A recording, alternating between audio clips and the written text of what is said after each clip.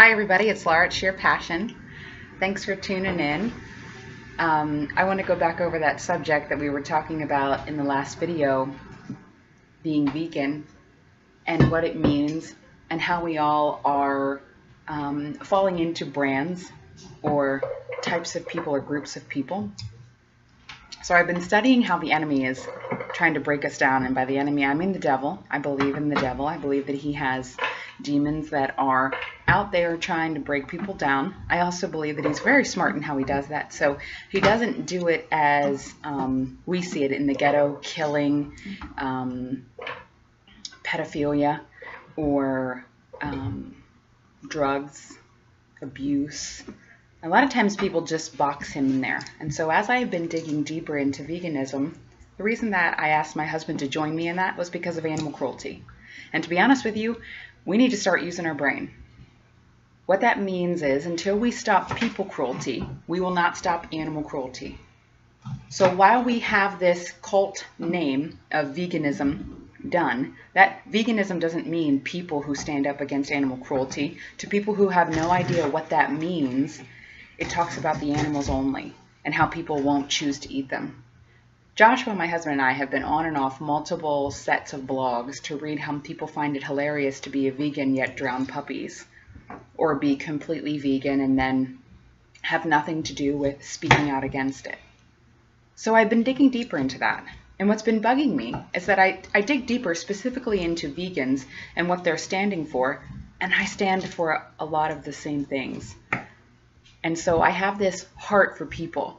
And I believe that if you and I are given all of the information, and we are given it in a way that says, if you help me, just two of us on the planet, if you help me, I bet you we could figure out multiple ways to empower our young people, our husbands, our wives, our coworkers, our CEOs, our country, to stand up and to speak out against what is going on in our world. Folks, we do not lash out at animals because we have it all together at home. The reason that we lash out at animals and we just don't really give a shit how we treat them is because we do not love ourselves. One of the key terms on vegans' blocks or Instagrams or Facebooks or blogs is that there is no God. That's not every vegan standpoint because, like I said, if you wanted me to box myself in and call myself vegan, I'm also a Christian, which means I do believe in God wholly. And that is why I was driven deeper into this term. I've noticed that every single time we give a name to a group of people, the devil knew that if that name pissed other people off, because Americans have learned not to ask questions about what it is instead of believe what they assume it is, that people would stay away from it just because it was an irritating name. Well, don't Christians act the same way? Are we not irritated by group names like Islamic, Hinduism, politicians? We very much are irritated about what names stand for, but that doesn't mean that we understand the entire circumference of thought around the subject matter. One of the arguments or trolling arguments that are on vegan websites is that there is no God. I find it odd that as we grow as a country and we are claimed to grow as a mindset, that we find killing animals, not just killing them, not just slaughtering them and using everything that they're worth, but actually beating them into submission and doing heinous acts to them before we take whatever they have to offer, that we are saying we should just stop it. Well, here's what I'm going to say. We should just never start it. That's in the same box of you're an idiot. And you need to bring your head up out of that, and you need to understand we cannot just throw blanket statements out there, because what it tells you in the moment that a person says we should just be good because we can be good, where do you draw good from? Where is there a state school of good? Can I apply there? Is there a job called Let's Be Good Together and everyone shows up, and as we work our way to being good, we also help others be good as well? Folks, are you even kidding me? This is what the devil does. There is, if you can't get nothing from nothing. You literally gain absolutely no intelligence from even trying. If you are telling me that as a country, we are to be good to stop abusing the animals because we can, then I'm telling you, how did we start killing animals to begin with? And how did every person ahead of you, who was born ahead of you, ate ahead of you, got jobs ahead of you, did not figure that out as well?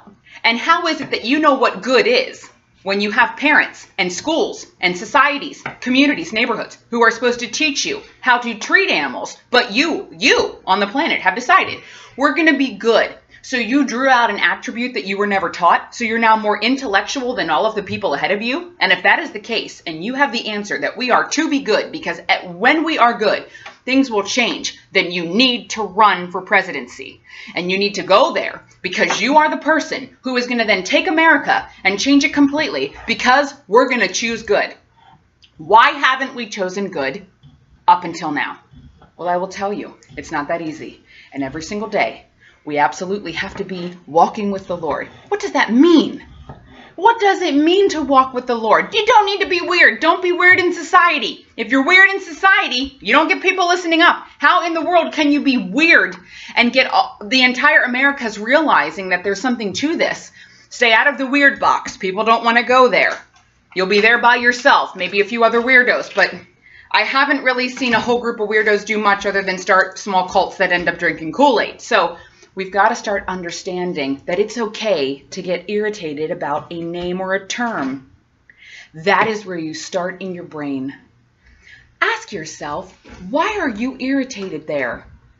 That's where we start together. It's most likely because you've heard some things that make you feel uncomfortable, which would cause you to take action, to ask questions, reach out, research.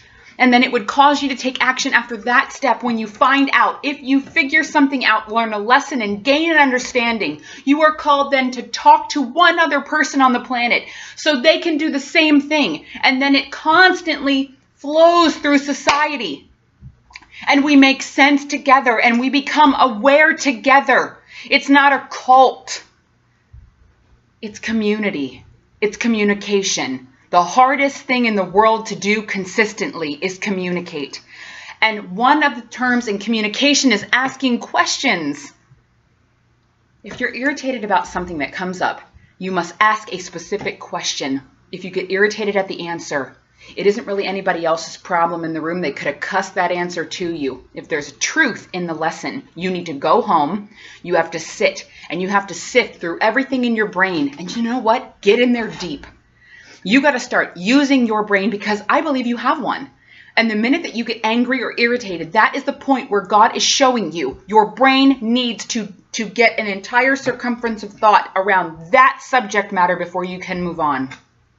We have so many tools in the world, but you know what? People are walking libraries. You don't need to get on your cell phone. Really, you need to put your cell phone down.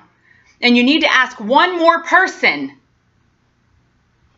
That is how we change the world. That is how the world sees Christ. I have not been seeing many positive things about veganism. It makes people run out of a room. That is because the devil was smart. It is a very elite group of people who understand that until you put food in your mouth, girlfriend, you better check yourself. So then they'll tell themselves, well, I'm not even going to eat that because of how it was made. America suffers from obesity. Veganism might as well be arrogant, skinny, healthy people. We might as well literally call them skinny, arrogant bitches. And then people will be like, yeah, and weird on top of that one. That's not true. That's not true. Nothing that you think is true until you've gone searching deep into the matter. Just because I'm a Christian doesn't mean that I've done everything right. So if you think that Christianity is walking with the Lord and choosing perfectly, you're a fool. Christianity is recognizing that when you make a mistake, you have an opportunity in that moment to stop, ask God for forgiveness for yourself, then ask the other person, then create a communication between the parties Decide what's happening, choose a boundary or better, and go forward. But that doesn't mean that I'm not going to have problems or I'm not going to have irritations. As a Christian, I'm just quick to fix it and not allow it to fester. So if you think something about Christianity, you might assume I'm a bad Christian. If you even put good Christian or bad Christian in front of Christian, you already don't get it. Let's go back to the original issue. When I started researching veganism, I started asking questions. I started calling people. And I realized that the subject matter, you might as well be talking about somebody else's sex or your own, because that is exactly what it is like. It is like pulling teeth on a duck to get people to open up about this subject. So my husband and I went to the internet. I already knew why it was difficult to speak to people about it, but I wanted to hear it for myself. Over the last 17 years, I have been listening to vegetarians, vegans, and meat eaters, meat hoarders, agriculturalists. You've all sat in my chair. And I love you to death. I love everyone. I mean, I like people. I take that back. God loves everyone. I like people. That's more clear. But the reality is we've got to start understanding that these large subject matters, if they irritate us, that isn't godly. Anytime a term irritates you, it's not because God is involved in explaining what's going out there. It's because the devil knew you would have to turn the television off and research, or you would have to ask another person, what's it all about? See, America has been breaking down there for a very long time. So as these groups grow and irritate people, it causes more and more people to stay away from it. Oh, fantastic, America. Fantastic. If there's nothing wrong with the subject matter, why can't you be educated on it, or why don't you want to be educated on it? If you do not know how the enemy is devouring the people, how will you stand up against it? That is why you have to start understanding. You need to know what's going on out there, because you cannot live in a bubble, and neither can anyone else. And the devil knows that. So we need to stand up, and we need to just research. And we need to be honest when we don't know. Ask a question. And when somebody else gets irritated, ask them why they're irritated. Ask them why they're irritated. It's okay to have irritation. People shouldn't shy away from telling you why they're irritated. That's ridiculous. Emotions are not the problem. It's standing back and saying that the emotion is the problem. When you have an emotion that isn't rational, when somebody asks you a question, if you learned a lesson in it, why will you not share it with the other person? You shouldn't become irritated. Irritation is irrational. You should tell yourself, oh my word, I haven't actually learned the lesson there. I'm still irritated. I don't want to share it with this other person. Oh my goodness, I can't believe it. I thought I dealt with that. You know what? The reality is, my air just turned on. I'm sorry about that, guys. The reality is, I want to dig into these subjects, and if I'm as bold as I am, and it's difficult, then I know it's difficult for you. I still want to challenge us to do this together. Let's not shy away from these things. Let's stand up for our Creator. Let's stand up for ourselves. Let's get some self-confidence going around here, because what we're doing now is not appealing. Backing down from every subject matter and debate. You know, the presidential election is coming up, and a lot of people talk about the debates between the presidents. I got news for you. I don't know 3 people right now who could get up on that stage and debate with the presidents, whether they're Democratic or Republican. There are not many Americans who have the thought process in their brain set. And once it's outside of the confines of teachings, like what you learned in school, what you learned at church, what you learned at your job, if it steps outside of that, you don't know. Those debates on television, it isn't that easy to look that crazy while debating. It isn't. Most people wouldn't even be able to say those words that the presidents are saying, or the runners-up. It's not that easy. I've learned not many people know a little bit about the subjects that they really should. It's very difficult. On that note, it is difficult, it's not impossible. We are going to be better because we have an opportunity to share with one another. And once it's shared, go home, think on it, ask questions. Ask yourself, what do you want? And then share it with another person.